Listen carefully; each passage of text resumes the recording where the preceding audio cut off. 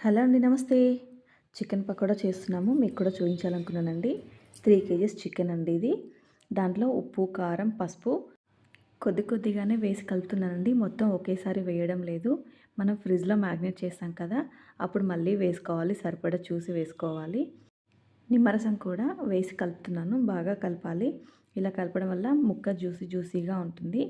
ఫ్రిడ్జ్‌లో ఫ్రిడ్జ్‌లో మేము మధ్యాహ్నం పెట్టామండి. సాయంత్రం ఈవినింగ్ స్నాక్స్ లాగా చేస్తున్నాము. కనీసం మీరు అర్ధగంటైనా సరే ఫ్రిడ్జ్‌లో పెడితే ముక్క జ్యూసీగా వస్తుంది.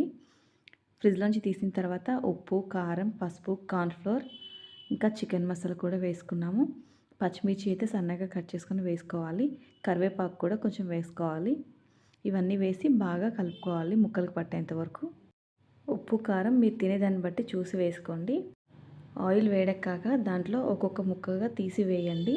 లేకపోతే అతుక్కుంటాయి. మీడియం ఫ్లేమ్‌లో పెట్టాలి స్టవ్. పెద్దగా పెడితే ఏంటంటే ముక్క సరిగ్గా ఉడకదండి. మా ఫ్రెండ్స్ చాలామంది అడిగారండి చికెన్ పకోడా పెట్టమని. నాకు వీడియో పెట్టడానికి కుదరట్లేదు. ఇంకా అందుకని షార్ట్ వీడియో పెట్టాను. ఈసారి లాంగ్ వీడియో మంచిగా క్లియర్‌గా పెడతానండి.